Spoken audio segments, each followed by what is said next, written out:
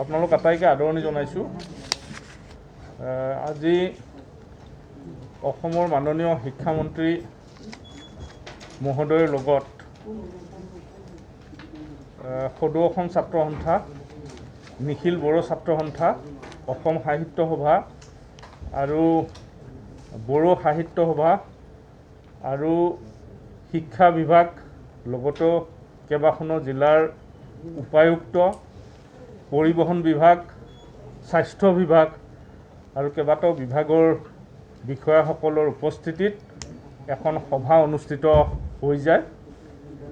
আৰু বিশেষকৈ আগন্তুক মেট্ৰিক পৰীক্ষা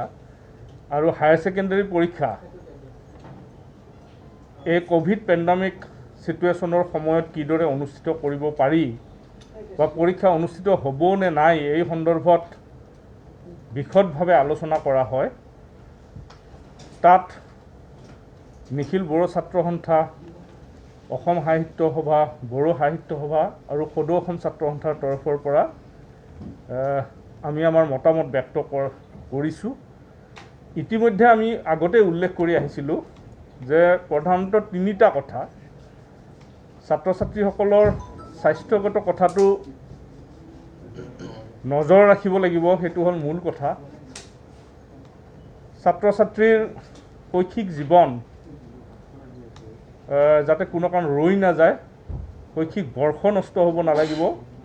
সেইটো দ্বিতীয় কথা। আৰু ছাত্ৰ ছাত্ৰীৰ ফেভাৰত যাতে সিদ্ধান্ত হয় তাৰ বাবে উদ্যোগ ল'ব লাগিব, সেইটো হ'ল মূল কথা। তো এই তিনিটা কথা ইতিমধ্যে আমি উল্লেখ কৰি সেৱা কৰ্তৃপক্ষৰ ওচৰত আৰু চৰকাৰৰ ওচৰত আমি আহ্বান জনাই আহিছিলোঁ। আৰু সেইমতে যিহেতু আজি স্বাস্থ্য বিভাগৰ তৰফৰ পৰা উল্লেখ কৰা হৈছে যে জুলাই মাহত পৰীক্ষা পাতিব পৰা নাযাব, গতিকে আগষ্টৰ প্ৰথম সপ্তাহত পৰীক্ষা পাতিব পাৰি নেকি, তেনে এক সিদ্ধান্তত আগবাঢ়িবৰ বাবে তেওঁলোকে পদক্ষেপ গ্ৰহণ কৰাৰ কথা উল্লেখ কৰিছে।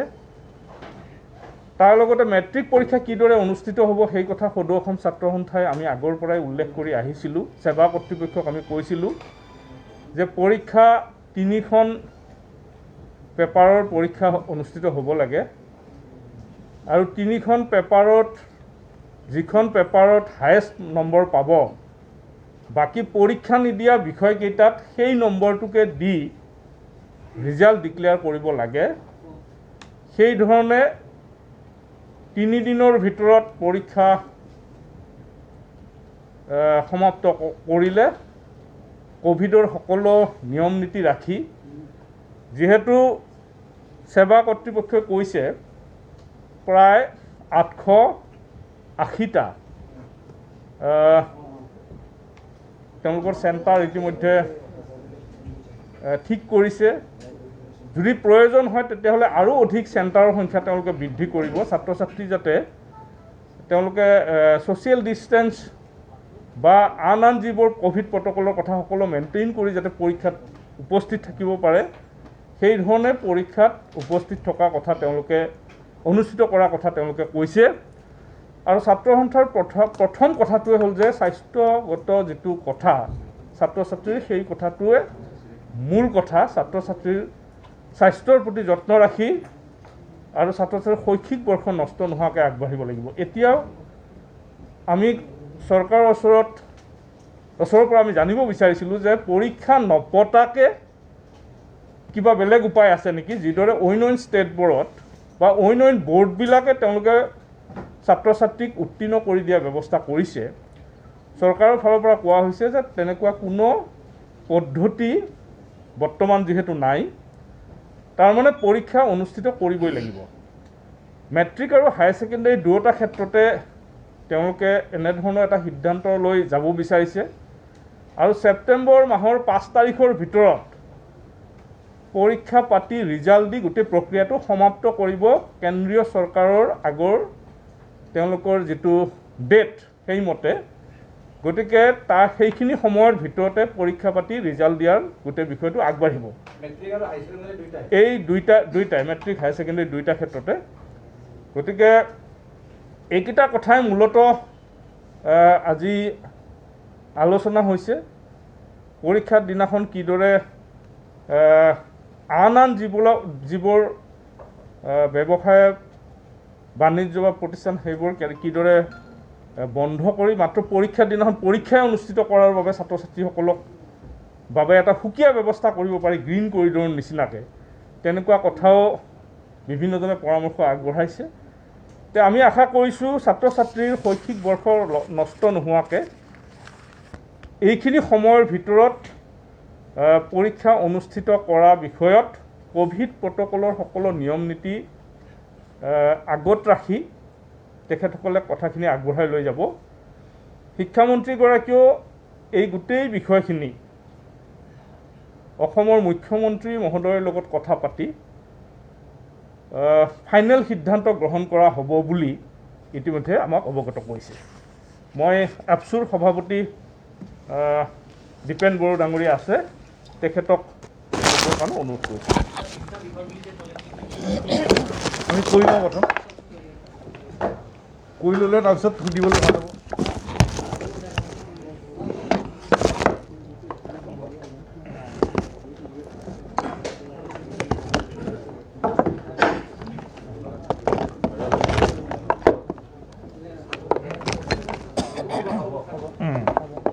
হ'ব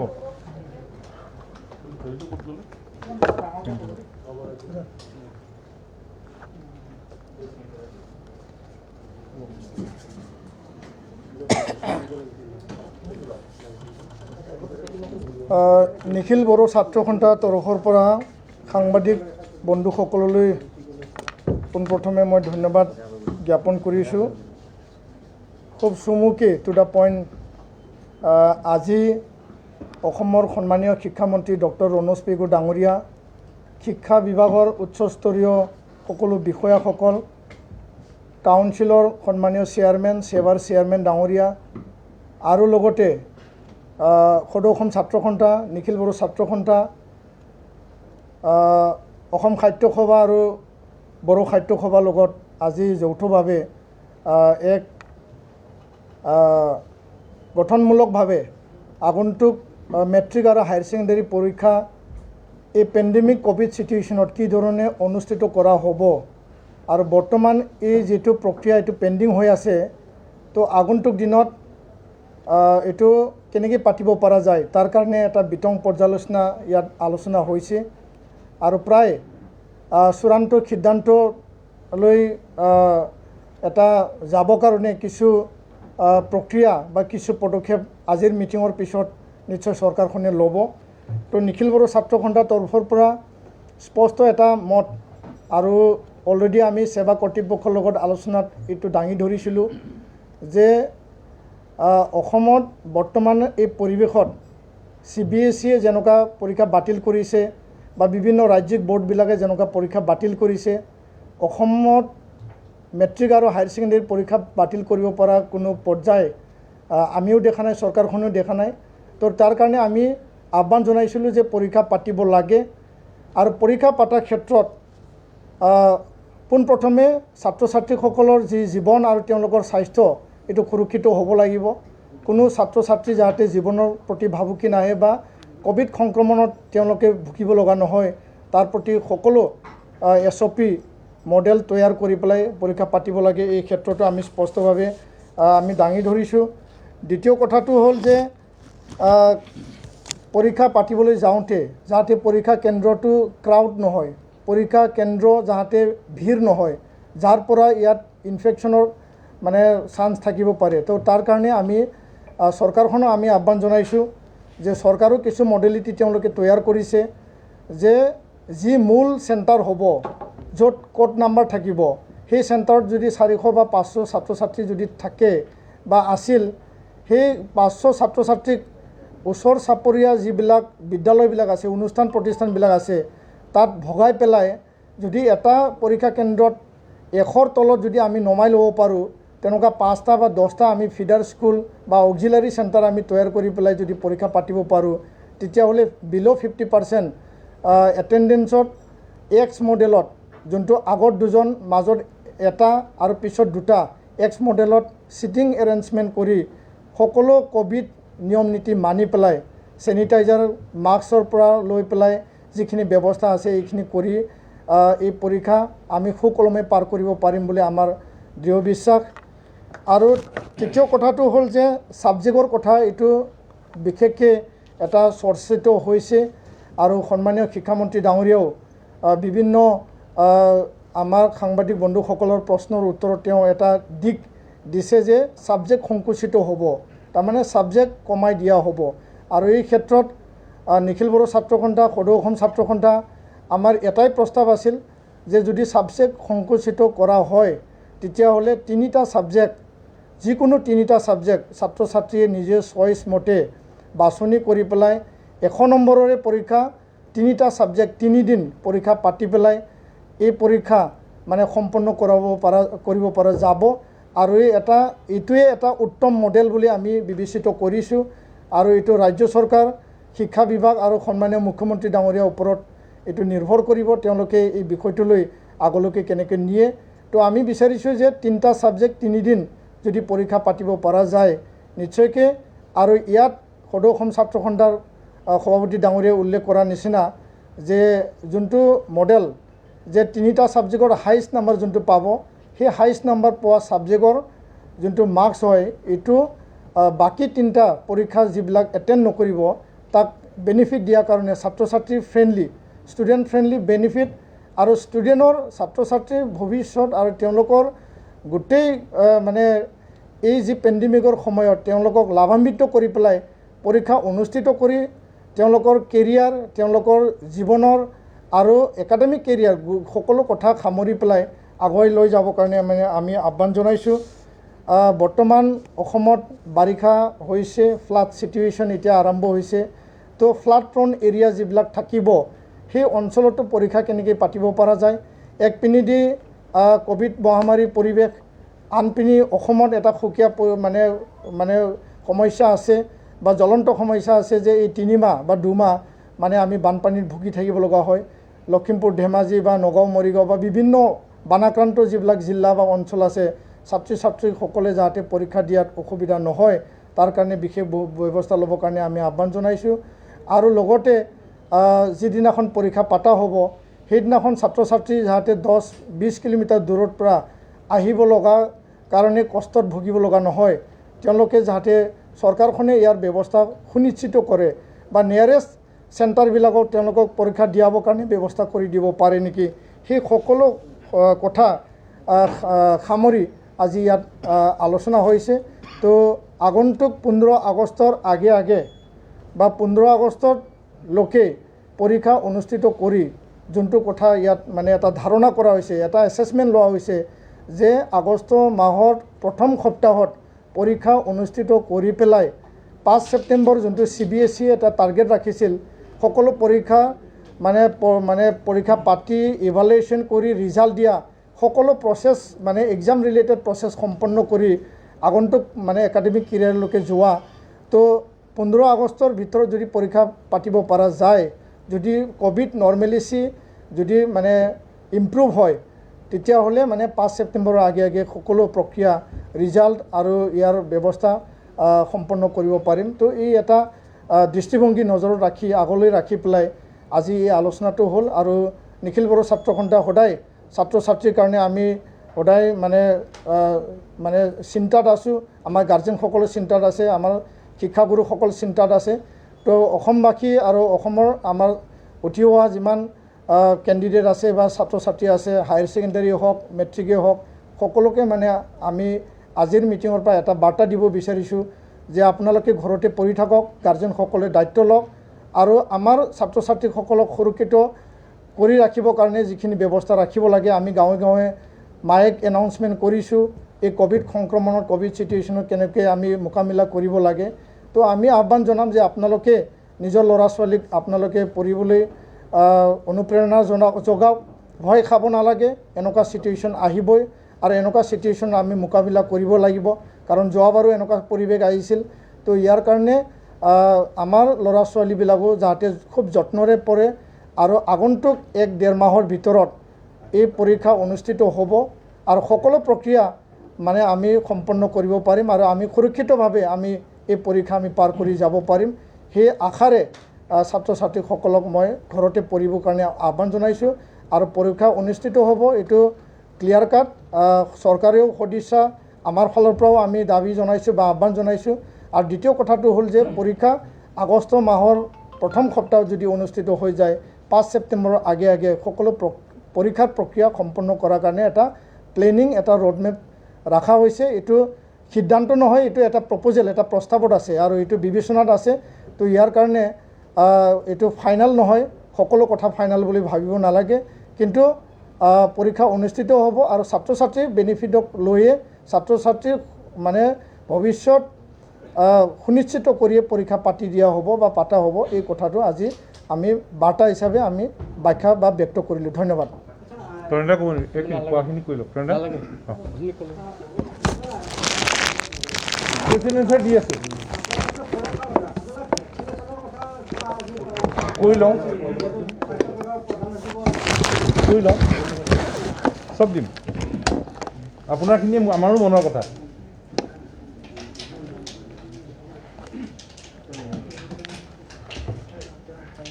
সন্মানীয় সাংবাদিকসকল আজি অসমৰ সন্মানীয় শিক্ষামন্ত্ৰী ডক্টৰ ৰমেশ পেগু ডাঙৰীয়াৰ আমন্ত্ৰণ ক্ৰমে আলোচনা হৈছিল সদৌ অসম ছাত্ৰ সন্থা নিখিল বড়ো ছাত্ৰ সন্থা অসম সাহিত্য সভা বড়ো সাহিত্য সভাৰ আৰু তাৰ লগে লগে অসম চৰকাৰৰ স্বাস্থ্য বিভাগ শিক্ষা বিভাগ সেৱাৰ অধ্যক্ষ সচিব শিক্ষা সংসদৰ অধ্যক্ষ সমাজ কল্যাণ বিভাগ ট্ৰেন্সপৰ্ট ডিপাৰ্টমেণ্ট আৰু কেইবাখনো জিলাৰ কামৰূপ মেট্ৰ' মৰিগাঁও নগাঁও জিলাৰ সন্মানীয় উপায়ুক্ত আৰু বিষয়াসকলৰ উপস্থিতিত আলোচনা অনুষ্ঠিত হৈছিল বিশেষকৈ হাইস্কুল শিক্ষান্ত পৰীক্ষা আৰু উচ্চতৰ মাধ্যমিক স্তৰৰ শিক্ষান্ত পৰীক্ষা সম্পৰ্কত আলোচনা হয় আলোচনাত আমি সদৌ অসম ছাত্ৰ সন্থাৰ তৰফৰ পৰা অতদিনে কৈ অহা কথাখিনিকে আজি শিক্ষামন্ত্ৰী ডাঙৰীয়াৰ আগত আমি পেছ কৰিছোঁ তিনিটা কথা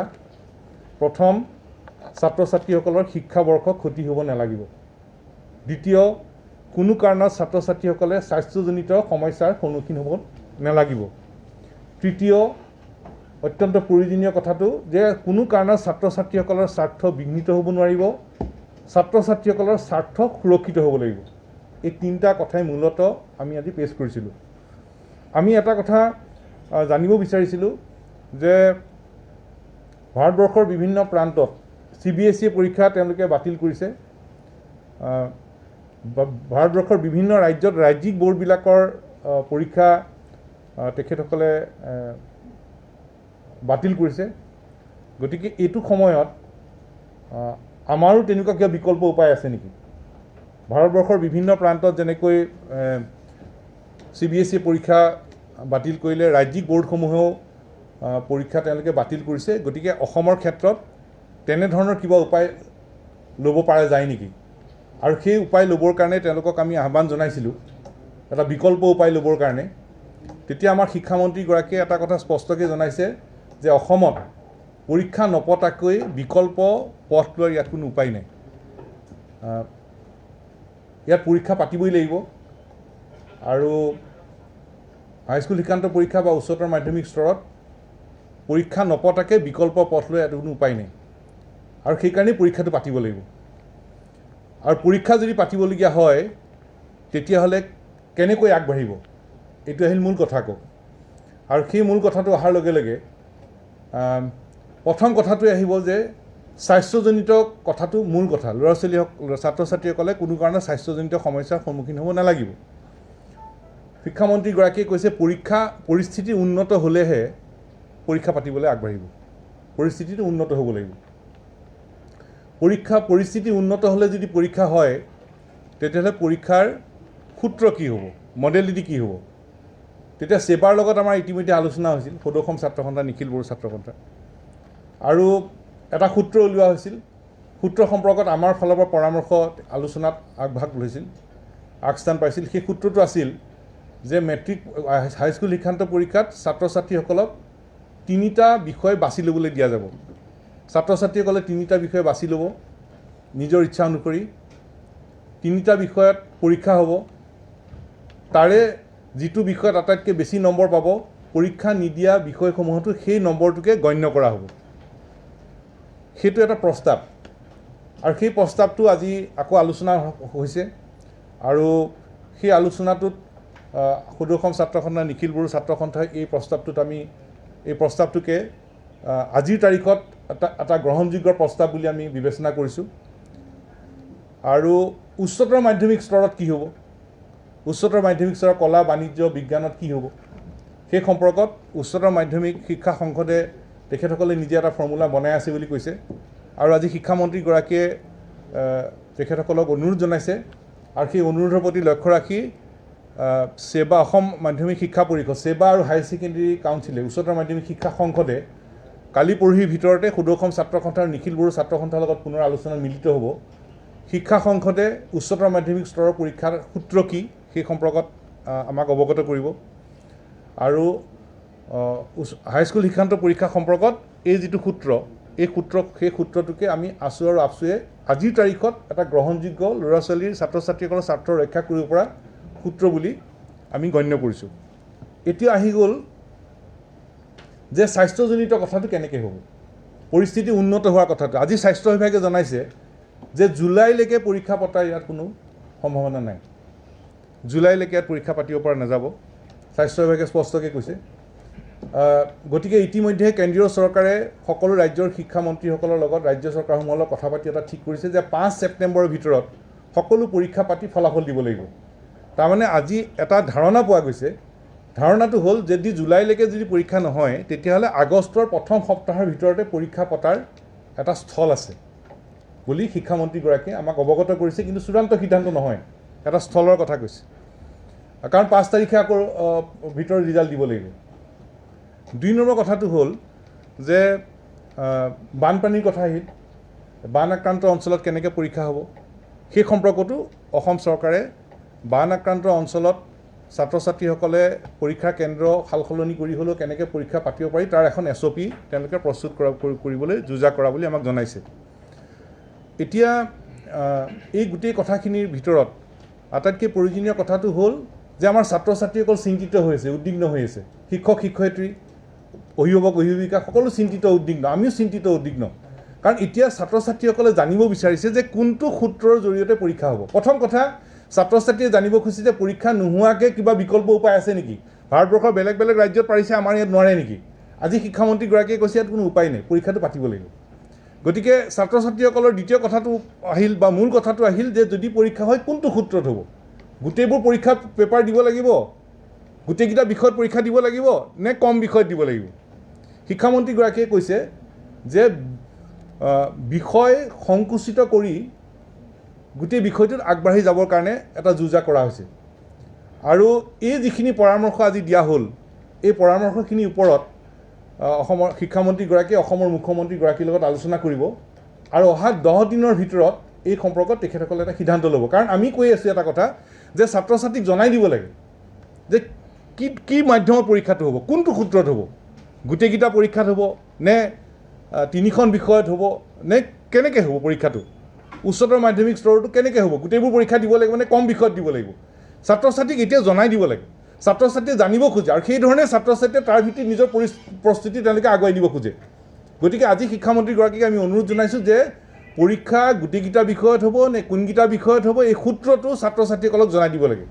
শিক্ষামন্ত্ৰীগৰাকীয়ে কৈছে যে আজিৰ যিখিনি আলোচনা সেই আলোচনাখিনি আধাৰ হিচাপে লৈ অসমৰ মুখ্যমন্ত্ৰী ডাঙৰীয়াৰ লগত অসমৰ মুখ্যমন্ত্ৰী মহোদয়ৰ লগত কথা বতৰা পাতিব আৰু অহা 10 দিনৰ ভিতৰত অসমৰ ছাত্ৰ ছাত্ৰীসকলক তেখেতসকলে এটা স্পষ্ট সিদ্ধান্ত তেখেতসকলে